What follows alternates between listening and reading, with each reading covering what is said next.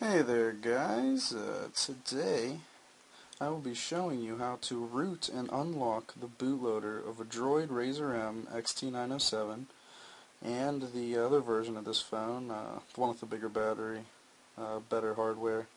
I'm not sure what it's called, but I'm going to prove that it is in fact on KitKat.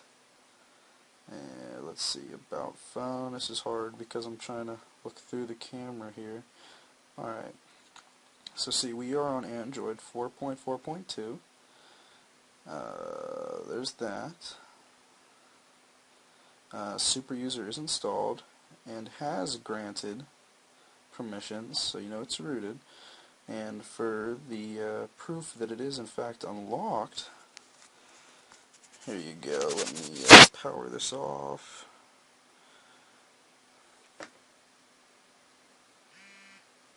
Okay, now let's boot it into AP Fast Boot here.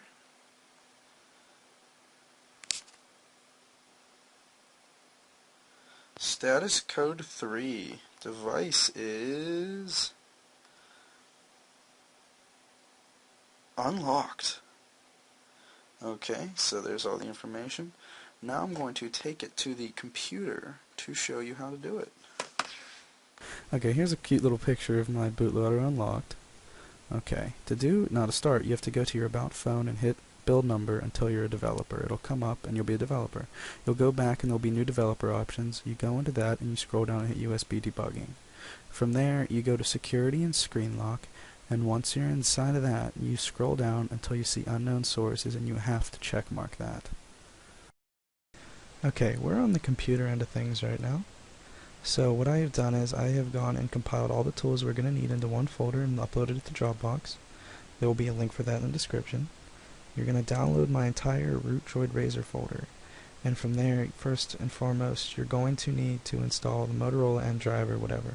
These are the latest drivers from Motorola without the manager and whatever, all the baloney that they try to make you download. So without that, you just install this and then you're fine. Okay? Now you want to make sure your phone has at least a good amount of battery. They recommend 80%. I did mine on 30. It probably wasn't good practice, but I was eager. Okay. Then from there, you're going to boot your phone into AP Fast Boot like I did in the introduction. You're going to turn off your phone, and then you're going to hold when it's turned off completely, you're going to hold power and the volume up and the volume down buttons at the same time. From there, you will get this black screen. It looks pretty, intimidating at first. I know it was scary the first time I did it with all the options. And you're going... No, I don't want to change my color scheme to improve performance, thank you. You are going to press the volume down button until the white highlights the AP Fast Boot mode. And then when it's highlighting it, you press volume up. And then you'll be on a screen that says device code, blah, blah, blah, 0, device is locked. Okay? And from there, you're going to install RSD Lite, and you're just going to unpackage it, extract it, whatever, to wherever you please, and then you install it. And here it is. After you install it and run it, this is what it looks like. It does require administrator privileges, so get on that. So while your device is connected in AP Fastboot mode, you can hit Show Device, okay? And then you're going to go to here. And I'd like to also mention that this step isn't always necessary. It was for me because I did something to my phone when it was rooted, whatever. I did have to flash back to stock KitKat, and that's what this file is. VZW XT907 4.4.2, it's about 700 megabytes big. It is the stock KitKat. So you're going to click that, and you're going to hit open, and then you're going to hit decompress and start flashing. I am not going to do that because my phone has already been flashed, it's already been done, whatever. So I'm going to cancel. And then it'll take a good 15 minutes. Make sure you do not disturb the cord or the phone while you do it. I know I stayed still and I still messed it up because my cable isn't what it used to be. I did have to do this a couple times before I got it to go through. This is dangerous, let me tell you, because if this is interrupted, the phone may become bricked. It may become inoperable, so proceed at your own risk. Okay, so after it has been flashed, you'll boot up your phone, and it'll be like the first time you ever used it, the first time you got it. It'll tell you your phone number and all that stuff. Skip past all that. Okay? No, I don't thank you though.